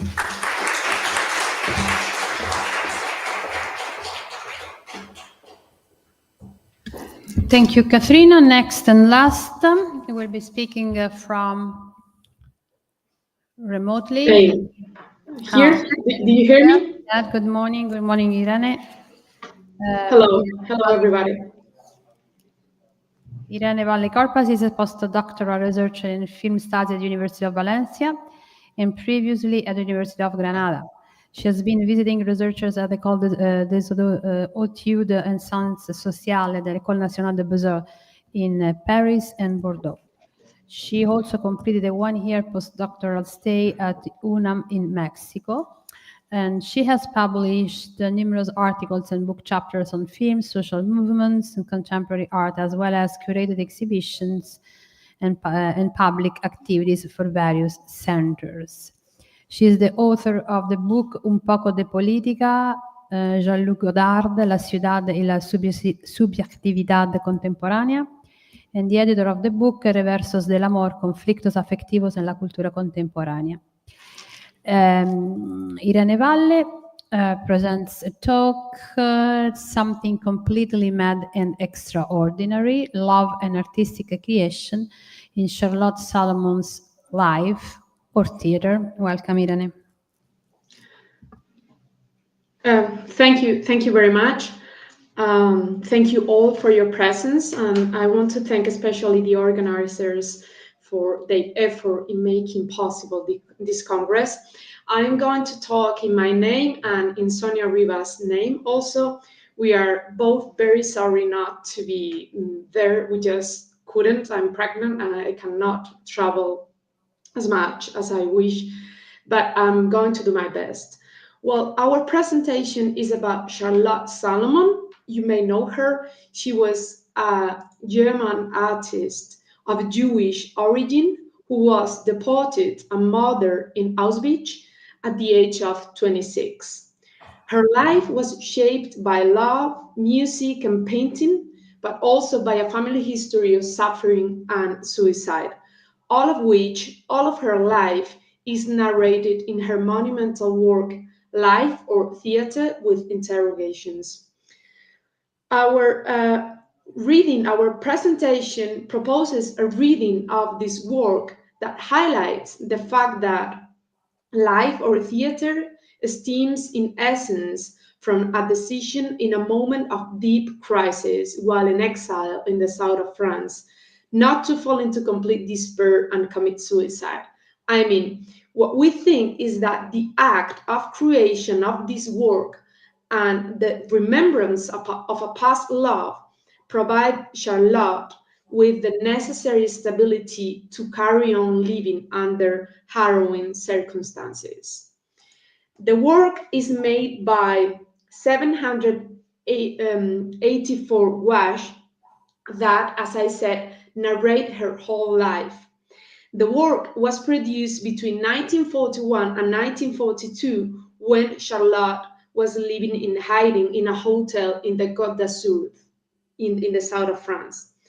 Many of the illustrations feature a transparency with a text in overlay and are annotated with the title of a piece of music. So what we have is, are images with figures, but they have also reference to specific songs as specific classical music. So it is a kind of intermediate work. The work could be related with theater, with cinema, with comic, and with music, with performing arts. The character in this play are her relatives and close friends, her grandparents, her father, her mother, and so on. Two characters stand out. Her stepmother, Paulinka Lindbergh, who in the work has the name of Paulinka Bimbam. Charlotte changes a little bit the names from her real life to the work. And another character who is constantly present in the images, who is this man, Amadeus d'Aberlon, who in real life was Alfred. He was her stepmother's singing teacher, and Charlotte and Alfred had love history, which is narrated in the main part of the work. The prelude tells Charlotte's life from her birth, childhood, and youth. The main part is devoted to depict Salomon's passion for Alfred, and the final part narrates her life in France. Salomon arrived in France in December 1938, fleeing Berlin to escape the barbarity of Nazism together with her maternal grandparents. In France, her grandfather reveals to Salomon the dreadful secret of her family. Her mother, her aunt, and a total of 7 members of her family committed suicide in the past. almost all of them were women. In that moment, when she knew this terrible secret, she says that, and I quote, "She feels the whole world has to be put together again," end quote. Afterwards, Salomon and her grandfather were deported in a Nazi camp in the Pyrenees. They were released because of the old age of the grandfather, and they both returned to the Côte d'Azur. But in the way back to Nice, Salomon's grandfather asked her to share the bed with him. Salomon feels that she is on the verge of going mad and that the world is breaking down. In a letter, not in the work, but in a letter, she confesses to having killed her grandfather by putting a berenal in his omelette. Finally, in October 1943, Salomon was moved first to Drancy, then to Auschwitz, and she was sent to the gas chamber. So that's, in general terms, her life. In those years of terror, Salomon writes in one of the images that, and I quote, she found herself confronted with the question of whether to commit suicide or to undertake something completely mad and extraordinary, end quote. She chose the latter, and for nearly 2 years, she painted non-stop all day long, and she created this monumental work, Life or Theater. The first biography of the artist appeared in 1994 by Mary Lowenthal Felstiner. It was then followed by countless publications from different perspectives by authors such as Van Alphen, Smetterlin, Carr, Julie Watson, or Griselda Poller, who wrote several papers and a very big book on Charlotte. Academic literature has linked Salomon's wash to several major names in the European intelligentsia of the first half of the century, from Walter Benjamin's reflection on the tragic nature of history to the distancing effect theorized by Bertolt Brecht, or, for example, Sigmund Freud's psychoanalytical method. On a visual level, Salomon, we can establish parallels with the work of the European avant-garde, like Vincent van Gogh, Edvard Munch, Der Blaue Reiter, Dadaism, or the so-called Entartete Kunst. Here you have images of Haeckel, Otto Dix, Kate Kollwitz, or the Entartete Kunst, Munch, or Van Gogh. We also could include reference to the present music, from cabaret to classical, or we can say that her work is very cinema played a fundamental role in her work. She integrates montage, ellipses, temporal discontinuity, flashback, zoom, etc. Here you have several, or comic. Here you can see it. Montage, flashback, etc. In addition to these influences and connections, we must add another element no less symptomatic of Salomon's modern gaze: the representation of the city. In her images, the city is very modern, agitated, and tumultuous. Popular masses spread out in vast leisure halls, theaters, cinema, parks, and they also make demonstrations against or for the Nazi regime. In the same vein, she creates remarkable representation of the body, both female and male. The body appears fragmented into pieces, strongly disproportionate, seen from different perspectives, and marked by female sexual desire, which I think is very important. In general, the analysis of Salomon by scientific literature like Pollock or other, tend to recognize that it is a work made at a time of crisis, but they emphasize that Solomon was trying to denounce her situation. So they tend to say that it is a work of critique, that what she wanted is to criticize the interwar period from a political and also personal perspective. Our theory is that all of it is true. It is, of course, true that this is a work of denunciation and a work of critique. But the main thing in life or theater is a celebration of love, a remembrance of love as a way of sustaining life in terrible circumstances.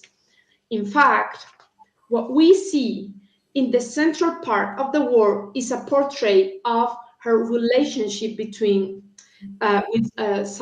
Alfred. Sorry, a relationship that took place several years earlier, and she remembers all the moments, the difficult moments, the beautiful moments, and we think that with this story she produces a fiction that allows her to live and stay alive in those moments. It is the memory of an experience of love that maintains her alive. In line with Jacques Lacan, we could venture that love seems here to have the function of something that ties together through registers at risk of separating. The imaginary of the painting, the symbolic of the words transported up to text and music, and the real that lurks under the form of total death and despair. There are thousands of paintings where we see Charlotte and Amadeus in an embrace, seated on a park bench, talking or making love.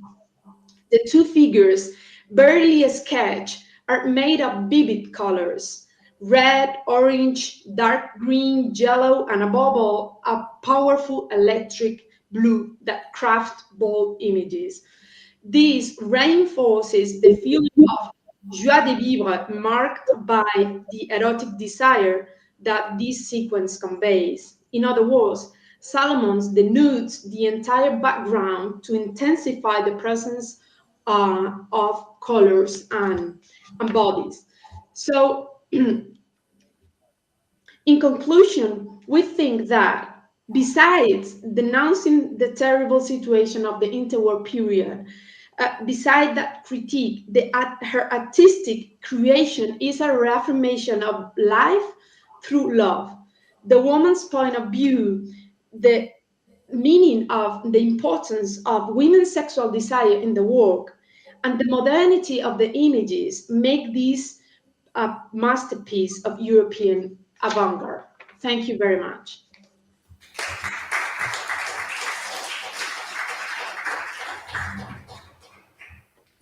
Thank you, Irene, and thanks for attending. And best wishes for your pregnancy. Thank you. Well, we can open floor to the questions.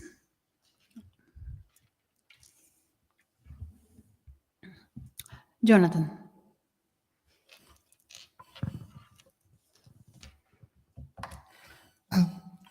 Where is Katrina?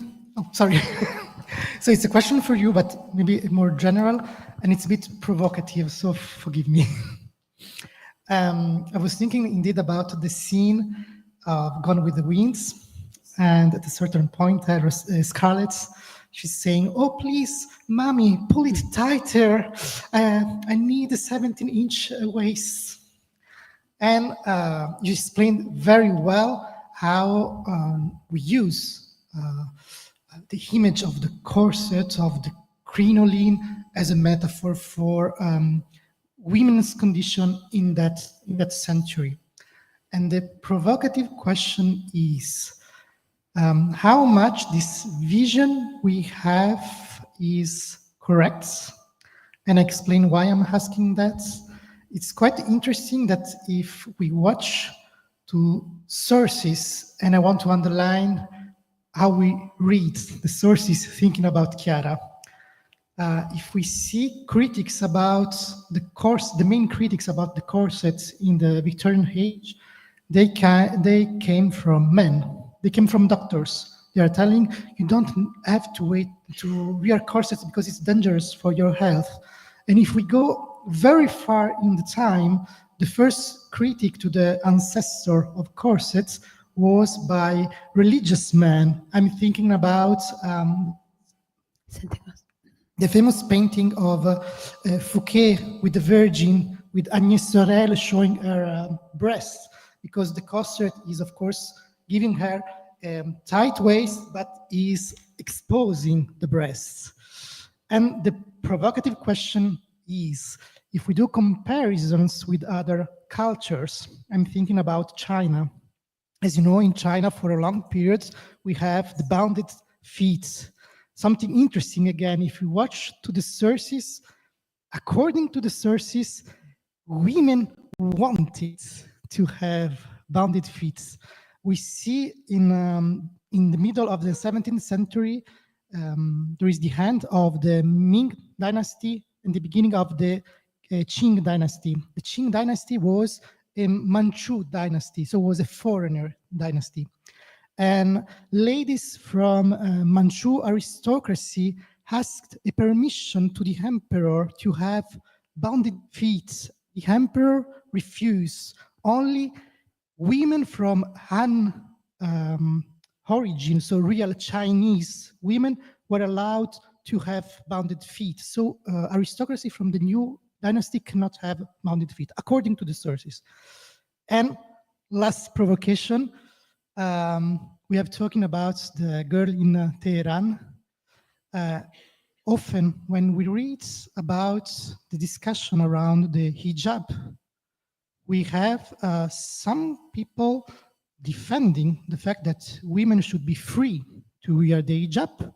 And if we try to listen to voices of Muslim women, some women are saying, I want to wear it. And the question is, of course, how much also they are into a culture that, of course, made them accepting the fact that they want to wear the hijab. So going back to corsets, what we know, if you know it, if we have women voices from the Victorian periods talking against the corsets, and so if the vision we have from movies of corset as constriction should be read with a sort of nuance.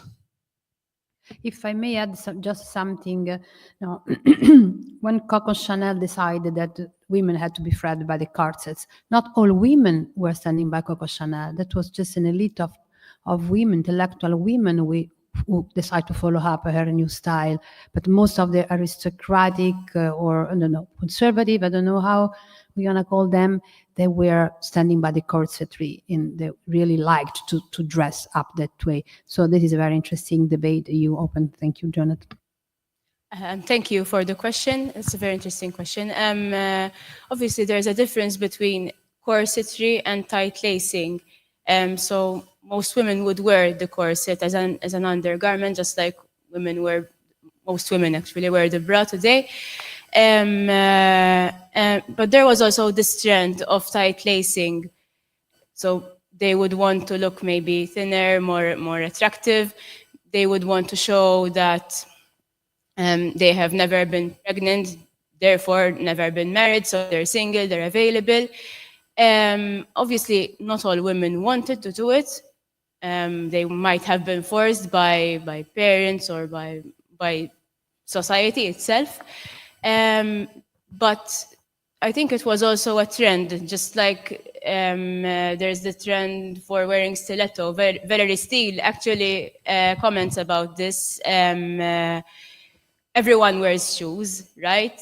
But not everyone is wearing the stiletto. It's just a trend. It's painful if you're not wearing the right size, if you're uncomfortable. So that's her comment, which I would love to have elaborated on, but obviously time did not permit. No, not all women would tightly laced their corset, obviously, but the majority of them did. And there were comments about women, from women as dress reformers, but also from doctors. You see images of like diagrams of women with all their organs going around their body. That's a very interesting topic to research about as well. I would love to research more about it. And then I'm moving on to the film part. No, obviously, I don't think such scenes were true to a certain extent. There might have been some instances, but I think filmmakers just love to exaggerate and show us like this restriction, sort of to emphasize what the women are feeling. In film, we say show, don't tell. So they're showing us rather than telling us. I think that's very interesting. But I would love to research more about tight lacing in reality. Thank you. Thank you for the question. Well, just to conclude, because it's a matter of fact that, intellectuals wanted to dress differently. If we think of Rosa Bonheur, the French painter, that she decided to wear trousers, and there was a law in France just been recently cancelled that prohibited the women to wear trousers. And so you were just showing us Jo March. So for sure we have the voice of Mary Alcott, who was saying that, Jo March didn't want to wear that way, but mostly not wearing something different. So I think that's just a path of research. It's an interesting path of research. Yes, I wanted to pick up on Jonathan's point as well, regarding the material turn in fashion history that's taken place the last few years, in which they're making the garments, they're making the corsets, and they're finding they're not as restrictive as we have been led to believe. And they're finding sources also, women's voices that come and talk about these strictures as well as structures and strictures.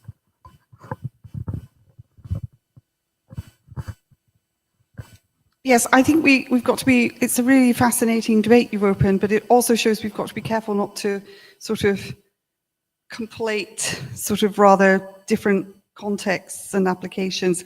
There's no doubt about it that this hourglass shape, if we see it endlessly reproduced in fashion plates, particularly in 19th century Victorian England and in France as well, up to l'époque,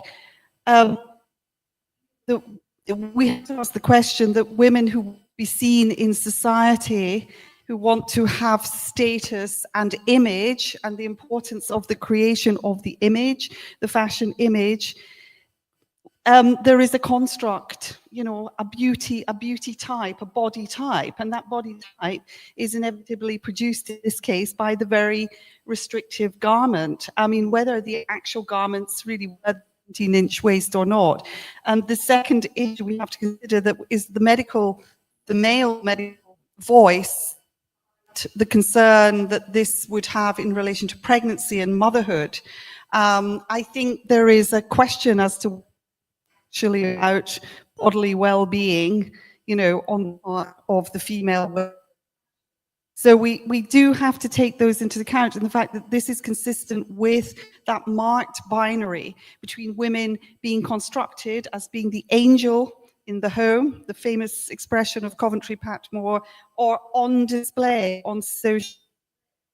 If you look at Katie Colvitt's own self-portraits around 1904, she's just wearing a simple chemise. She's not even dressed as a fashionable woman. So the argument with the status of the image of the fashionable woman is a powerful, mode of representing for artists to push back against, you know, in the later part of the century. It is not surprising that this open chemise and the open bodice was a way of suggesting, I am not going to be restricted in this image construction, you know, also of fashionability or domesticity. So I think we can't underestimate the significance that has as well. Yeah. That's a very interesting comment as well. I think if a woman were to wear the right size, it wouldn't be as restricting.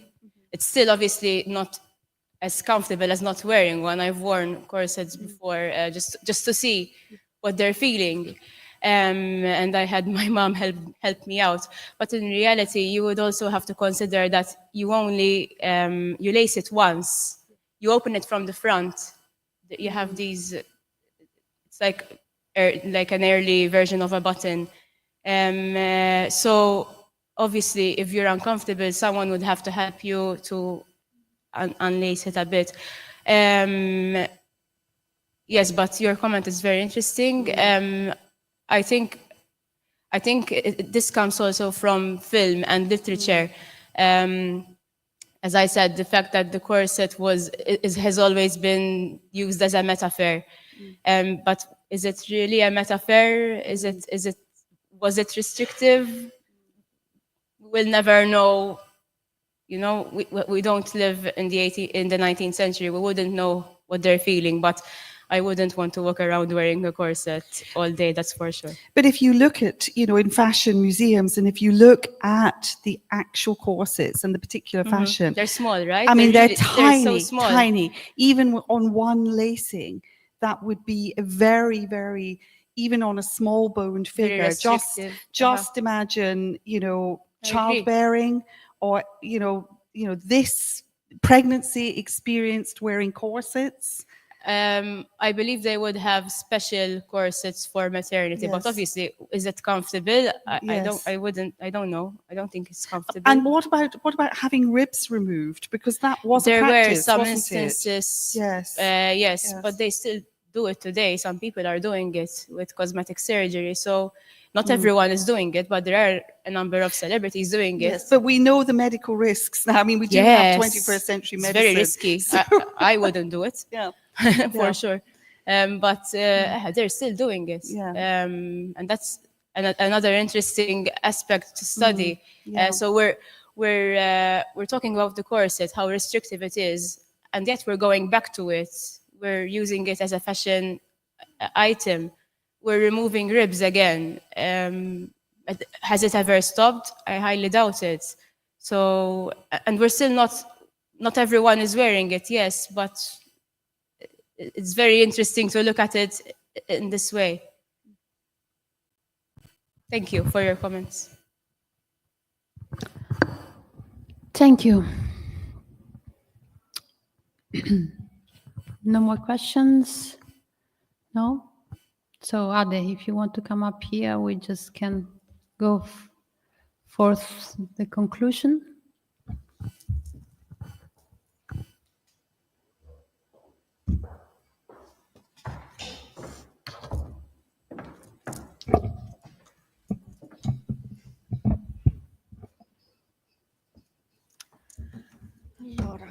Finisco io. Well, I would like to thank everyone who has participated in every way to this wonderful conference the last 3 days, and in organising the conference beforehand, for your presence, for your contribution in the papers and the questions and discussions that we've had. I think it's been very, very fruitful 3 days, giving us new ways of thinking and looking at women's relationships in particular with other women, with their families, with their art, their art production. I would again like to thank the University of Arkansas, Consuelo, of course, and Fabio, and everyone who has participated. And we can go have something to eat. And we'll see you next year, we hope, in the same venue. Yes, October, mid of October. And here? And here. Yeah. No, yes. We hope it's here. Yeah, we should be still here next year. And then we will be moving our venue, our seat actually, somewhere else. But yet, probably the next year we will be still here. And so, yes, it would be in mid of October as usual. And thank you all for being here, for your warmth, acceptance of our call, and for most of you, for your commitment to these events. And hope to see you next year, or yes, which will be celebrating the 50 years. And so we are thinking of something special to do. And yes, I do thank you, my university, the institution I'm working for, I serve, and my two dedicated students over there. They came here also today. You know, the American University is working load is from Monday to Thursday, so Friday should be a day off. Thank you for coming also today. Thank you for your incredible job you have done. Fabio, without you, this conference wouldn't be the same. Thank you so much. See you next year. Thank you. And thank you, Adelina. I did forget.